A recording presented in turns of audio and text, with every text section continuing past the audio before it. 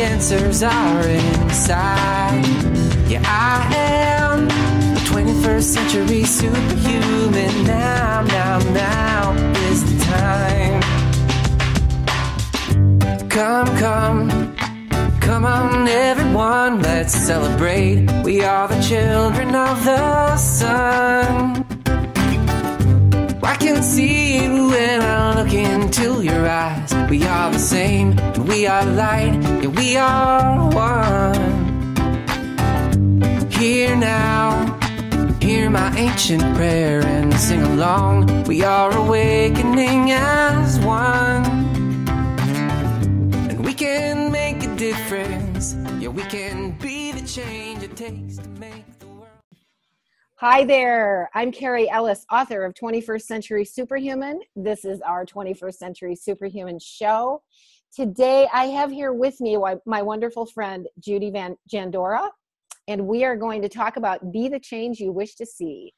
So Judy, I know that you were part of the One People movement, and I kind of met you shortly into that, and you went to Morocco and helped with the QEG team. You are a very psychic, tuned in, clairvoyant also, and you do tarot readings and special sessions with people, helping them get insight into their lives. I always love chatting with you about things, and we were having a conversation this morning, and I just said, let's do a show on this because it was so good. So tell us a little bit more about yourself, because you can probably tell it better than I can. Oh, well, yeah, I was brought in to the energies of the One People when the whole thing got started, right in 2012, I believe it was, December 25th, 2012. I kind of came in January or so, going ahead and like forcing myself to listen to one of the whole shows, and then it was just like triggered, and everything from there has just like just flowered and flourished everywhere. I, got my own show as part of their network. I was the third show on that and my show was called Enjoy the Show. Right.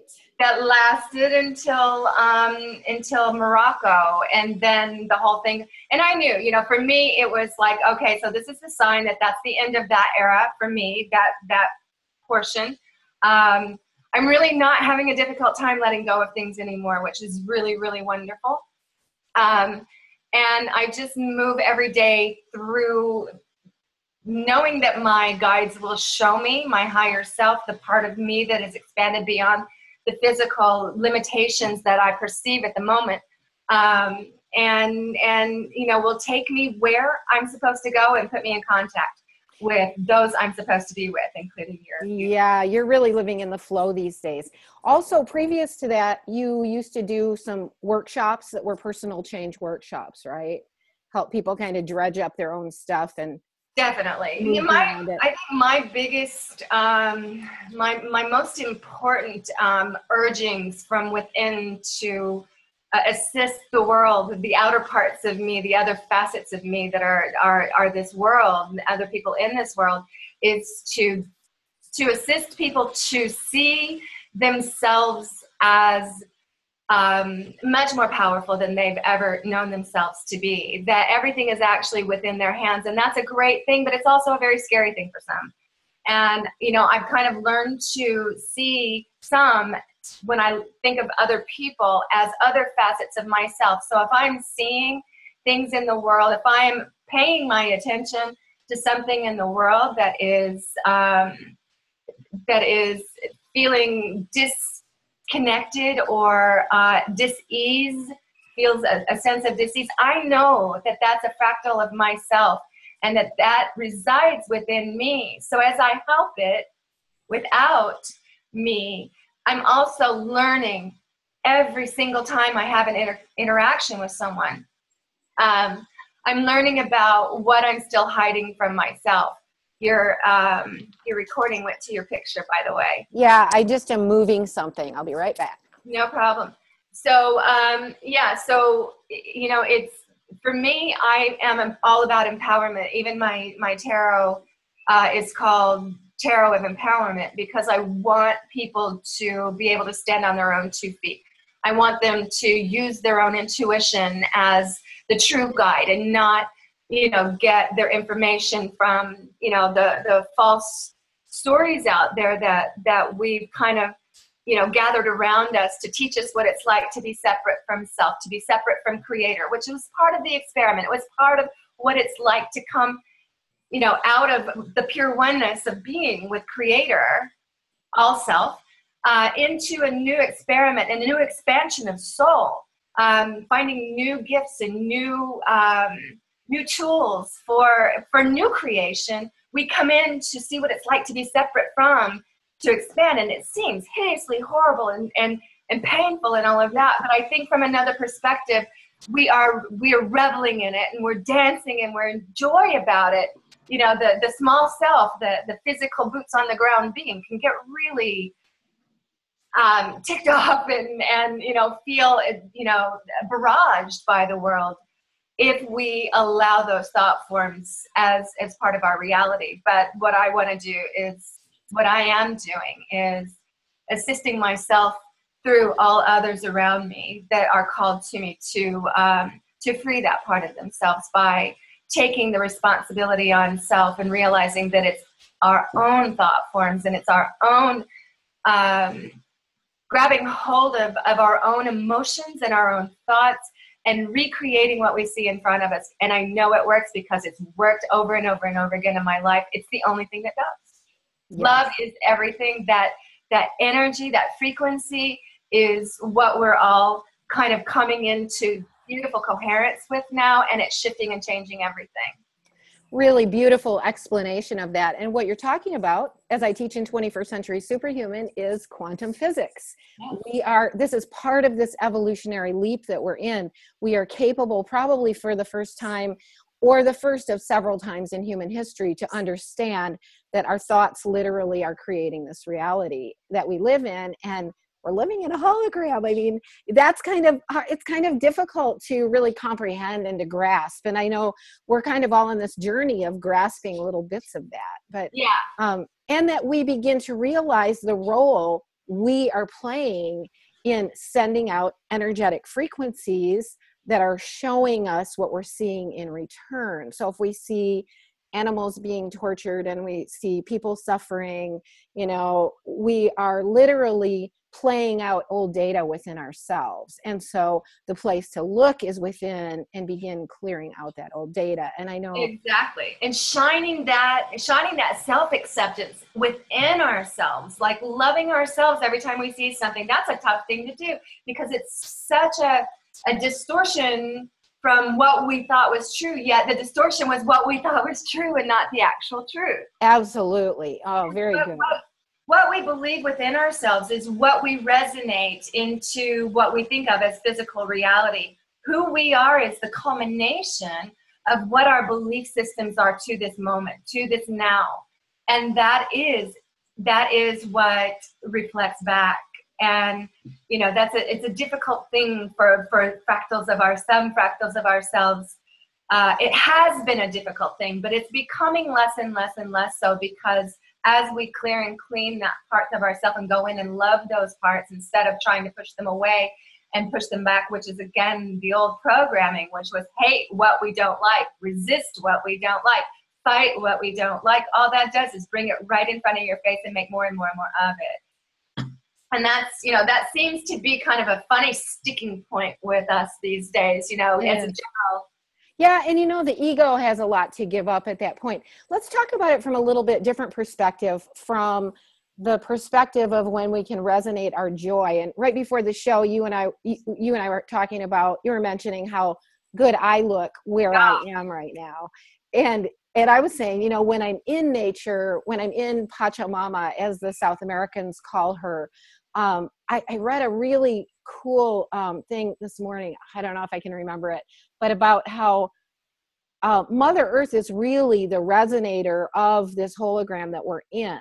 And we are, and I've spent so much of my life, just like everyone else, even though people see me as an adventurer and having done a lot of things, and I have done many progressive things over many years and presented them to conventional society, but I always have this feeling that I'm supposed to go back to society and be there and play the role. And it's very difficult for me these days to be in the materialistic civilization, let's just call it that, which would be the United States, where I'm from, which would be Europe, Australia, these more highly technical, materialistic civilizations. And I think the only reason I managed to stay there for so long is because I was living out in the Rocky Mountains, where I was out snowboarding and mountain biking and hiking and going on wilderness adventures, river trips, going down the Grand Canyon. And I mean, I had an amazing life, and, you know, for 15, 17 years out there, and having grown up in Michigan. And since I wrote my book, I've kind of come back to more being in, I have family and kind of community households in Michigan and Florida. So I'm back and forth between those, of course, near to you. And strangely enough, here I am. I know, it's funny. You're in my base there. Yeah, our circles it's really interesting to see our circles coming together from so many different angles and so many different circles coming in. It literally is, I can see the flower of life, and I can see us as part of that flower of life and exchanging information and bringing in the things at specific timing. But getting back to what you were speaking of, I mean, I was just saying to you earlier how I noticed a difference, because I could feel, I'm so sensitive in so many ways, and I could feel your angst. I could feel the gut wrench inside of your body when you were like in go mode. I got to do this, I got to do that, and you know, and I have to be this and be that, and I could just feel that, and I can sense the shift and the change when you are in a beautiful surroundings like you are there, and it's just like everything can just be taken off and released. And look, it's 10:44 here. 1:44 is so huge with me right now. It's just, and it's 8:44 here. But yeah, I mean, you glow, and it looks like, I've been noticing this with other people as well. It's almost as if you can take 10 years off of someone. Oh yeah. And people shift and change. I was talking with my son last night, and we hadn't talked for a while because he was in his, 17-year-old, 18-year-old mode, 14, all the way through. We spent time last night, and I said something to him about my age, and he goes, "Mom, you're still 37, 38 years old." And I thought about it this morning, and I'm thinking, shoot, that's how old I was when I had him. Cute. That's awesome. I know. But and the truth is, I just made a choice to stay down here a couple months longer. I'm in Costa Rica, and I was able to come because I had a friend who had a space that kind of gave me sort of a leap out. And but once I got here, doors started opening, and I got to make a choice. Do I want to go back to the States and be teaching workshops right now, and doing my regular routine that I do? Or do I want to stay here and immerse myself more deeply in the flow of my own being? And that, it's amazing what a huge choice that is, because we have such an old program that says, no, you should be doing this, you should be doing that, and you should be making so much money, or you should be reaching so many people, But what if each of us just live our joy? And even for somebody like me that's way down that road, it was still a big choice. Yeah. And once I made that choice, I was like, oh yeah, why would I do anything else? And I remember other times in my life when I've wanted to just immerse myself in an alternative lifestyle that I've fallen into, and then not really been able to do it. And I only bring this up because I'd like other people to notice, when you get to the point where... But it's interesting because you are lifted up to it, not falling into it. We fall back down into the old way. We are lifted up into what we consider an alternative lifestyle. It's actually a lifestyle. That's our truth. Natural. This is unnatural. Exactly. I mean, when you start like creating rules and boxes around every little thing, and you've got to put money into everything. Right. It's just so unnatural. And I've got a whole idea about what that's all about. So, I found ways to perceive things so that I don't think the world is against me. And I think that it's really, really important for people to realize that. And you know what? They make better sense than anything else I've ever heard so far. Let me move this. I'll be right back. I just want to get a little bit more natural light. And the fact that we came here to experience separation. And now it's the time to be coming back into coherence with self, with the fullness of self, with the multidimensional self. And we're being prompted from every different angle from our expanded multidimensional selves to let go of the stories, to open ourselves up, to open the heart up, to bring the mind into the heart before, before creating. We're creating constantly. Everybody's doing it. Everybody's creating their own reality. Yes, we are creator beings. Yeah. And we're really designed to operate in love. So when we're operating outside of that, that's when we need to notice what is appearing in my creation, and I need to shift something inside of myself.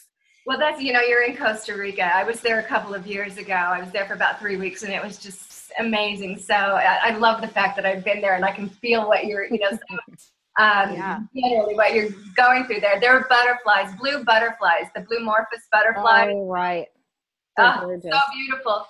And I was just watching and had shared on quite a few different sites the Bruce Lipton video about the transformation of the butterfly, and he marries it with society now. And basically the what's going on is we're in the last stages, very last stages, if not the beginning stages of the other, but we were in the last stages of the caterpillar. And the caterpillar thinks it's dying, it's stopped eating, it stopped interacting with its world. Right. Doesn't it even become a liquid? It doesn't. It does. It goes into an amorphous state, and its cells become what are called imaginal cells. Even our science calls them imaginal cells. And he says that, basically we're all imaginal cells. And it's funny because you mentioned the planet itself in us, and I feel like we are reflections of the planet. Is a cell. We're a cell. Yet we're bodies, and we're within universal. So we've got universes within us, and it's all shifting and changing right now in this imaginal state, and we're about ready to move into butterfly mode, which is the fifth dimension and above reality. And it's funny how we put all of these little and not so little signs in our reality to show us. I'm sitting here looking at a box with butterflies on it right now. It's not a mistake. Nothing that you see around you is a mistake. It's all keys and codes to who we are truly. It's not outside of us. It's inside of us, outside. So anyway. Well, let's step up from our personal growth process to this global scene that we're on. Okay. How we create change in that, because we're talking today about being the change you wish to see, which was really, from Gandhi. Gandhi said, be the change you wish to see. And so many amazing teachers that we had in the last 100 years, who brought forth this great wisdom, and they're gone from the physical. And here we are carrying this forward and taking it to the next level. So on a global scale, we've really got so many light workers who've stepped out of the matrix. We've got people who are suffering around the planet. And we're on the brink. You and I are both involved with global humanitarian funds. There is the RV, which is potentially close to happening. Why aren't these things just happening? As when we talked this morning, you said it just seems like we're so close. Yeah, it feels like we're literally, in the tarot, if anybody understands the story of the tarot, the hero, the star of the whole story is the hero, which is called the Fool. So it's the guy who stands on the edge of the cliff and is ready to jump and create a whole new life, not knowing what's in front of him, but knowing that there's something calling. And that's kind of what it feels like right now for us. So, as I'm feeling this,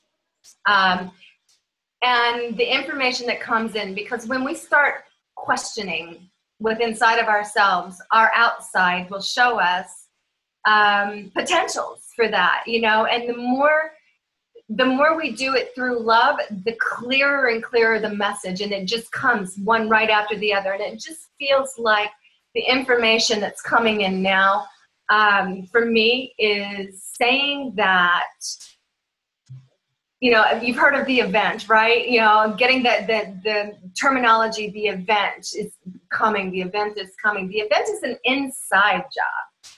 It's an event where we make that leap. We say, no more of that. We literally have to let go of everything to do with three-dimensional reality. Be at a place where we can release everything concerned with three-dimensional reality, and through love, not fear, which is always that kind of funny thing. People want out because they don't like what they see. That's not going to get you there. You got to love it all and say, thank you for serving me. I'm ready for something new, and move forward. That's the event. And I do believe that when one of us does it, we all do it because we are one. That just came in right now. Well, you know, I always say humanity is like this giant amoeba, you know, and we are one. We are all moving back to our oneness, or knowing our oneness. And, you know, at the back of the amoeba are people still torturing and killing, you know, and in the middle are the asleep masses. And there are those who are out, you know, on the front edge of the amoeba who are already living it. Right. So this torturing and killing part, what I get with that is, you know, this feels like a birthing. It's you know, birthing is another one of the yeah. I mean, how do we take this disclosure of this? If you had told me how deep and wide the ditch would be that humanity has dug by living outside of recognizing that we're creator beings designed to operate in love, and that humanity's been living outside of love, it's created this entire multi-layered reality, quote unquote reality or hologram, is, you know, a whole bunch of layered experiments in darkness. And so how do we relate to that from this we are the change level? Right. And what if all of this death and destruction and you know, crazy stuff that we see out there, which is very glitchy right now. There are all kinds of things happening that make no good sense at all over the place right now. What if it is analogous to the womb already had given all it has to give, and it's time to be birthed? And so we're looking at the womb as if it's a horrible thing trying to kill us and push us out, when all it's doing is giving us a real damn good reason to move through the canal and into a whole new existence. You can't go in and redecorate that womb. That's beautiful. More for us. I love it. That's beautiful. So all the disclosure, all the layered darkness that is getting revealed at this time, it's just the birth canal. It's pushing us into, I mean, if it was all still hunky-dory, would we be moving into an evolutionary shift and jump? No way. It's perfection. But see, we look at it, we have a tendency to look at it like it's the bad guy. You know, oh my God, it's doing this horrible stuff, and look, it's killing, the cells are dying, they're killing off each other. But what if, and to me it makes perfect sense, what if it's all perfection? I love that. Yeah. It's great. That's why I love talking to you, Judy. You have these really great tirades of brilliance that come forward, and I just love it. Oh, it just makes life so much easier to move forward and into the light, and you know, not have to worry so much about shifting and changing everything that's going wrong. Actually just allowing it to move through, because it will change too. Do you see how many people are waking up everywhere, and what a massive amount of young people? Oh, yeah. Well, all ages. I know. I run into young people everywhere. I was just at the Envision Festival here in Costa Rica. Magical. Yeah, I didn't really attend the whole thing. I kind of got a armband at the end and went and got to hang out for a day. But there were people staying here from it and all over the town. You know, I love your tattoos. Yeah, my little tattoos from there are fun. Love them. But that was a point. And the young people that I meet get it. They already know.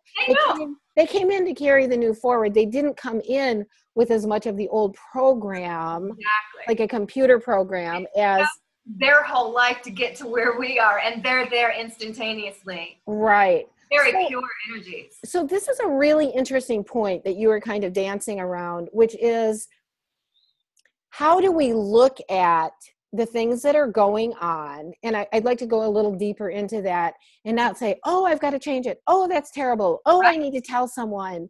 And, you know, in my, I have a Facebook news feed that a lot of people post in, but what I try and keep it around is, let's look at some of the breakdown that's happening, but let's look at the positive that's happening. That's what I do. And it's kind of a fine line there. If I report on anything, what I'm reporting on is how we've changed something, how things are, like with President Putin, who, you know, is such a huge light worker. Yeah, totally. Yeah, I mean, making massive. I'd say he came in with a big lightsaber. yeah, or he shifted, you know, however it's working, he's doing an amazing job. Yes. And, you know, pushing back what we call the cabal. But what he's doing is he's really just got a big light, and he's showing us that we're going in the right direction. It's beautiful. It's beautiful. I think there's some people who are really overlit. I call it by galactic consciousness. Mm-hmm. And I think he's one of them, whether it's our higher dimensional selves, whether it's who we want to call, how we want to identify it. I think Mr. Keshe is another one. And he's got now he patented his free energy to humanity, or his plasma energy, I should call it, rather than his free energy. It's a transition. I was wondering about that, because I know a little while ago he wasn't doing that. No, he didn't want to, and then somebody pushed him and said, you really need to patent it. And then he worked with somebody, and they said, well, if you're going to patent it and you want everybody to have it, just patent it to all of humanity. So yeah, and open sourcing is really, I mean, that's the natural way of doing things. Absolutely. Yeah, this whole closed down system that we had, and it's so funny right now. I want to try to analogize everything into the womb that's dying. Right. You know, it really does feel, I remember writing something about it a couple of years ago. It made such perfect sense to me, and it still does. Right. So if we can start taking everything back into, how is that working? If that's what's going on, how do we see it through that? So basically, it's like the waters, these people who are allowing the waters to take us through the birth canal, and then all the cells behind it are dying off, and the muscles are pushing us out. Our friend Mike Upstone has a great saying from Lao Tzu that he repeats a lot, which I love, which is, stand like a mountain, flow like a river. Yes. And there's, we need to stand in our center, but we also need to flow where the energy is going. And I think that's really about birth too. I mean, when things are flowing through the birth canal. It is.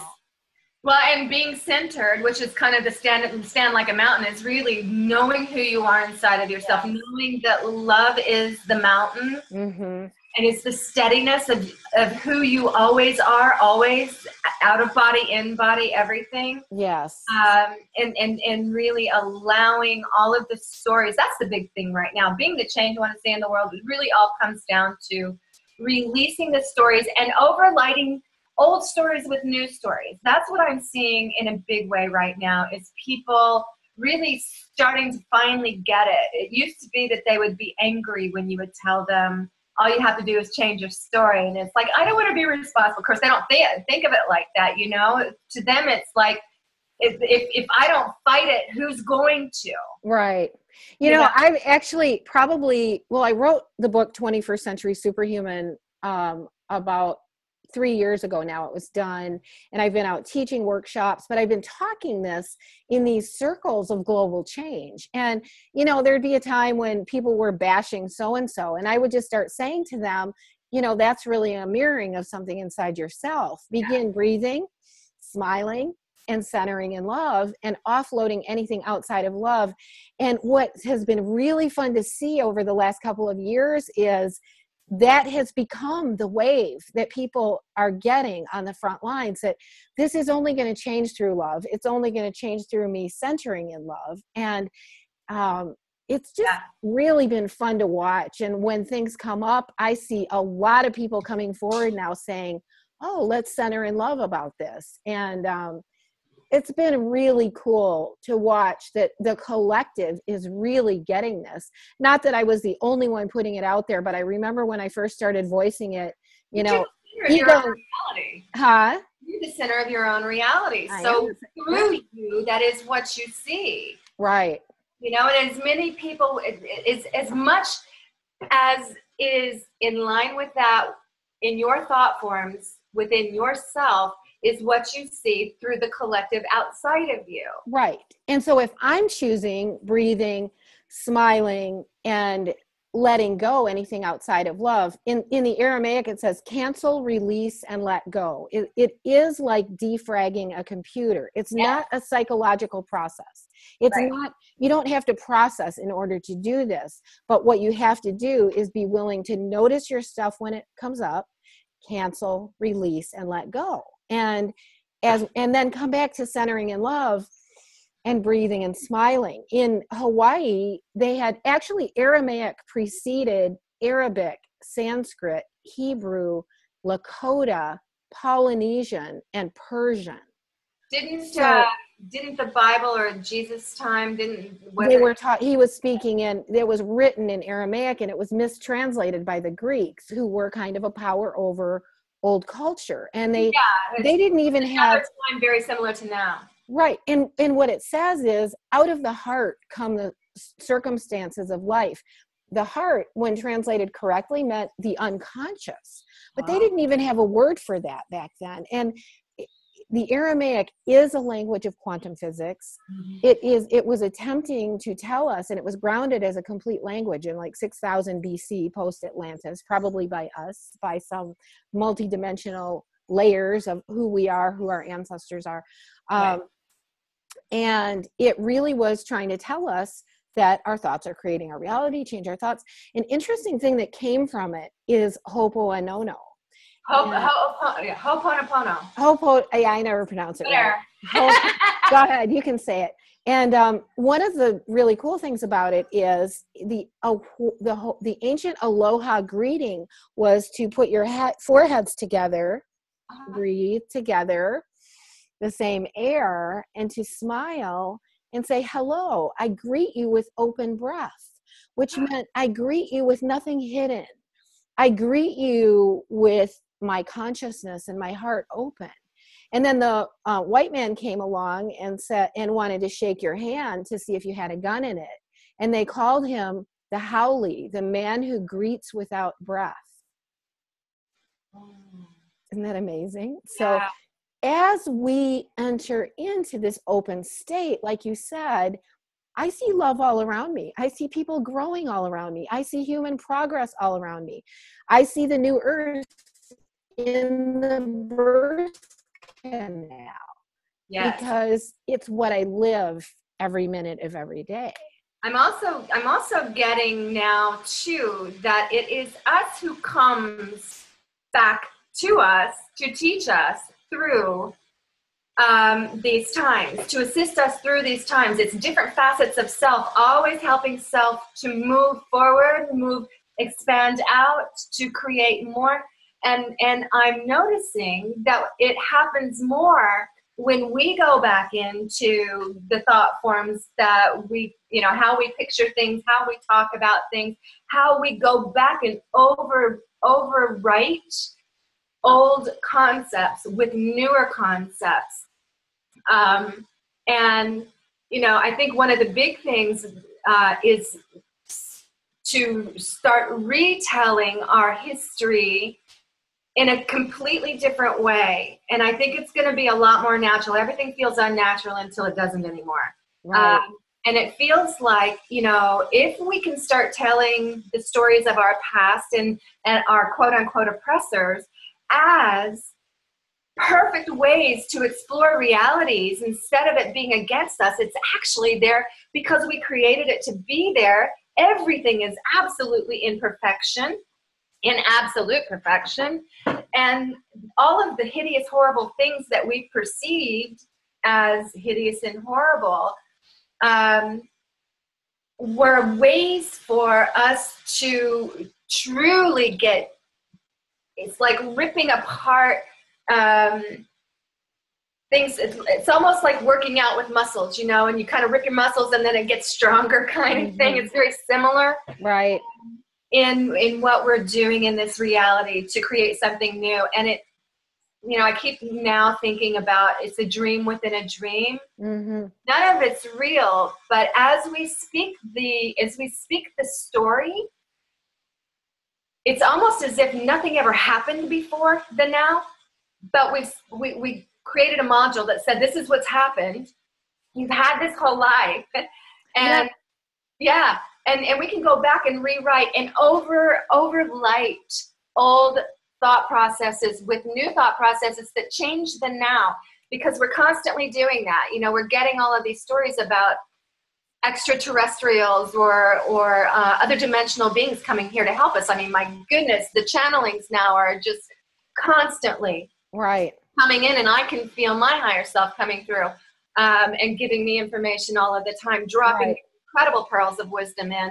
And that's just me, but it's also just me doing the same thing right here, right now, about the whole story behind why I'm here. Right. And there is only now. You know, when we look at the quantum, there is no time or space, and all things are happening concurrently. I mean, I remember when that came out in Time, Space, and Beyond, like, I don't know, 20 or 30 years ago, and reading it and thinking, how can this be possible? You know, and we, you know, through somebody like Eckhart Tolle, you know, we've had some really great insights on how do you live that? How do you step into that present moment of the now? Let's talk about something we were talking about before the show also, which is kind of an example of this. People who have followed me know that when I was in Mexico caretaking for 4 months last summer, I ended up with kind of a multi-level illness, which was amazing. And my belief is that it came from, there was a big circulation of the currents in the Atlantic from the Gulf and the Caribbean to the Yucatan coast where I was, and that it had to do with the BP oil spill. There were literally tons of Sargasso seaweed washing into shore.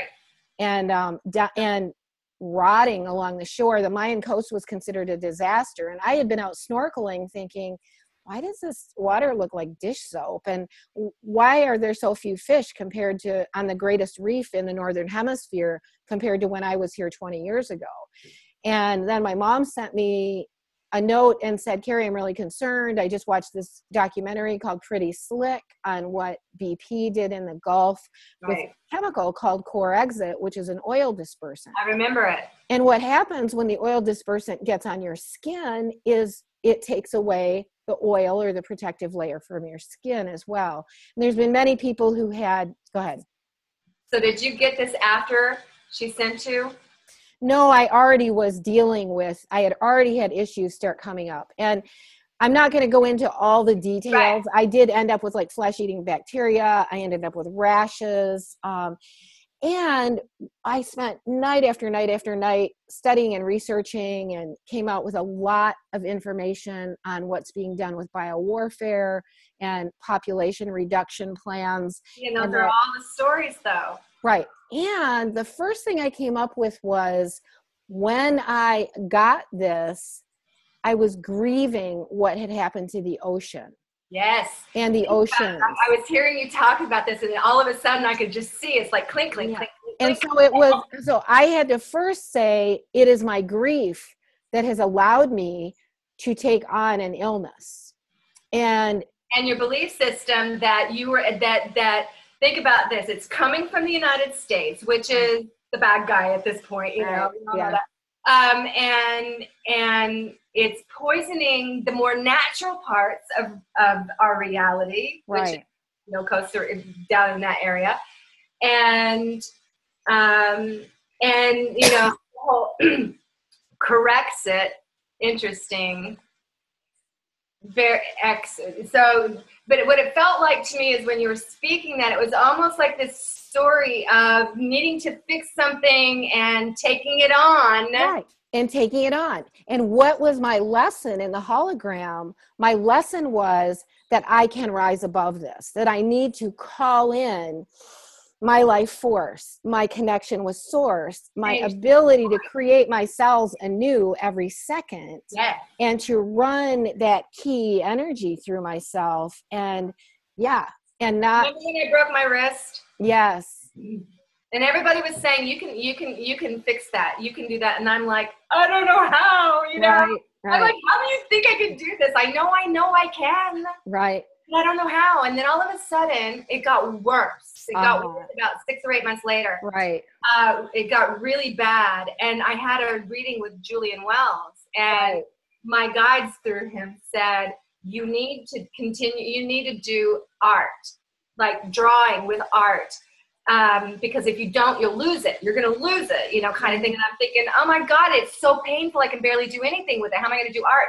He's like, get coloring, get colors, do something. I literally did that night. I got my little colors and pencils out and I started. By the next day, it was better. And it's almost completely realigned. This was that is here. Fantastic. It didn't need to get rebroken. Right. Yeah. So 8 months later, so I really started getting myself well at that point. Yeah. And I incorporated things that I knew how to do. And which really what worked the best were things like essential oils, which were literally just helping me raise my cellular frequency and begin changing again the program and the belief system that was in there. And then well, it's even your belief system about essential oils that even did that. Right. And I still have a little residual of the rash, as we were talking this morning. And again, it's a call to me to call forth a deepening of my knowing that I am in creation every second. And, I think another fallacy that has been perpetuated for thousands of years is that there is death, that we need to fear. We need to fear illness, disease. If you're bad, you're going to go to the bad place. If you're good, you're going to go to the good place. When heaven in the Aramaic was really the community of love here and now. Absolutely. All of the things about hell and Satan were about missing the mark in archery. They were archery terms. Sin is missing the mark. That's what that word exactly. And so missing the mark is just not remembering that we are creative beings designed to operate in love. It's the belief in the separation of ourselves from creator. Source. Creator, this continual flow of creative energy, which is coming from source. And we're going to determine what kind of filter we want to be for that. Do we want to block part of it with our acknowledging of darkness and dissonance and death? Or do we want to begin clearing out those things and align fully with the program of source energy? Yeah, the higher dimensional program, it's like it's all program. If we're in physical body, we're in a matrix system. That's what the ley lines are. It's energetic, it's the energetic overlay, and we do it so that we can experience being physical, which is delightful for, I believe, for our higher selves to be able to feel and to touch and to kiss and make love and to cry and to feel pain. I think from the higher perspective is just delicious, to be able to experience that. Yeah, we told ourselves stories about how this is right and this is wrong and this is right and this is wrong and everything in between and everything's got its place. And it got so crazy because now it's time again, all these imaginal cells are getting all morphed and weirded out, and you can see the glitches everywhere. I love looking at the glitches and seeing the fact that the synchronicities are also the other side of the glitches. Synchronicities are almost constant now for so many of us. And to me, that is the magic of who we really are showing itself to us. And I think that there's part of us right now that's kind of like, we want to graduate into the higher realms, but there's part of us that's like, oh, but wait a second, I want to experience this first before we do that. You know, there's this one thing I want to experience. You know, I want to try it this way. Because I kind of also think that we've gone through this veil, the piercing of the veil, and moved into the higher realms so many times in so many ways. And we wanted to do it in every possible way and bring all of this self through, because that's, you know, it's the one self being born, that we wanted to kind of experience in so many different ways. So, you know, we're sitting here asking ourselves, how do we make this happen? And I think there's part of ourselves that says, we're almost there, but I want to experience this first, and I want to experience that first, kind of thing. How does that sound? How does that feel? I think that's really true. And, you know, I think the bottom line is we're really here on this like cutting edge. We're on, in quantum physics, they call something Occam's edge. It's the razor's edge. Occam's razor. Yeah. And, you know, I just think getting that idea that we are in a world that is continually emerging into creation. And I think maybe that's part of the holdup is we don't want to get out of this learning about creation phase, you know? Right. So how do we move ourselves the next step and keep having life be juicy? And I think part of it is really, I mean, I always come back to, it's listen to our hearts, do what really brings us joy, like enjoy, like your show.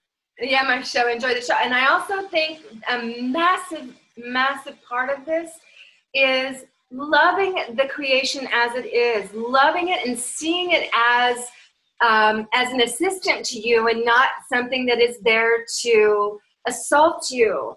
Yes. Because again, you cannot leave what you're in resistance to. It will not, you can't let go of it. It won't leave you. And that is totally right. My teacher, Dr. John Ray, with whom I learned body electronics years ago, and we fixed my broken arm in 6 hours. Remember that. He used to say, that which you resist, you perpetuate. Absolutely. So resistance is attention. Anything we put attention on is going to be continued. Exactly. You know, oh, I don't have enough, or, oh, you know, when is this going to happen? Blah, blah, blah. You know, whatever it is. What about the war over there? What about the refugees? You know, giving something attention is going to continue holding it in creation. So we're learning an art right now. We're learning the art and the balance and the grace of how to live as conscious creator beings instead of unconscious creator beings. Exactly. And holding it. I mean, and holding that within ourselves right now steadily. That's what we're learning. That's where we're getting to. I feel like everything is happening at exactly the perfect pace. Sometimes, you know, there are times when I don't feel that way. I feel like, oh, I'm supposed to, you know, make it happen right now kind of thing. But when we're having conversations like this, it clears the board, and it really brings it into clearer view. And it just feels like everything is just perfect, because we are here to, you know, to understand who we are and to come from this and to hold this space. You know, if a major wind comes up, are we able to, are our roots in who we are strong enough to hold us in the wind? And it's almost as if what we have to do is also make ourselves transparent so that the wind blows through us and not over, you know, doesn't blow us down. The more transparent we become with ourselves, the more honest we become with ourselves, the easier we can stand in any wind, in any storm. And when you talk about becoming honest with the self, I think I remember because I went through this journey, you know, of getting this, and the battle that the ego puts up to say, no, it's not all coming from me, or no, that's impossible. It's got to be somebody terrible out there. That is the old program, and we've been running it for thousands of years on this planet, if there is any time, in the hallucination we have of our reality. And it takes being willing to say to the ego, yes, this is coming from me. And yeah, we've got to own it all. This, I see people sometimes going, will you get it together so I can finally ascend? Will you do this? Will you do that? And it's like, dude, seriously, really? Because that means that there's something inside of you that you're not allowing, you're putting your progress in somebody else's hands, and that's just never going to get you anywhere. Right.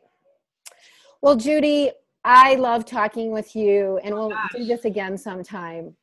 You're such a bright light, and you always have such great wisdom that comes flowing out of you. Is there any way people can find you if they wanted to have you do a reading for them or share some of this wisdom to support them in their journey? Sure, absolutely. Thank you. I love doing tarot readings. Tarot readings are my way of helping people to really take their own power back. It's called Tarot of Empowerment. At this point, you can find me on Facebook, Judy Jandora on Facebook. Get me that way. And we can put that under the video. We can put that under the YouTube video, and then I also do a blog post. I'll put it in there as well. Thank you. Yeah, and I've got a YouTube channel, Judy Jandora. Everything's under my name. That way, I don't have to remember all the others. So it's Judy Jandora, Jandora, and perfect. And you can get in touch with me there for readings, and I do them live here in Dunedin, Florida. But thank you so much for having me on. This has been wonderful. It feels like such an easy flow today. It went by so fast. I know. It's just like, boom. Cool. Well, we'll do it again, and love you so much. And to everyone out there in our listening audience, we love all of you so much as well, because you are us. We are each other. We love you. We love you. We honor you. We honor the journey for each one of us. And we invite ourselves as one to remember that we are one, to remember that we are creators, and that we are divine beings designed to operate in love. Much love. Smile and breathe. Yay. Many blessings. Have a beautiful day. Ciao.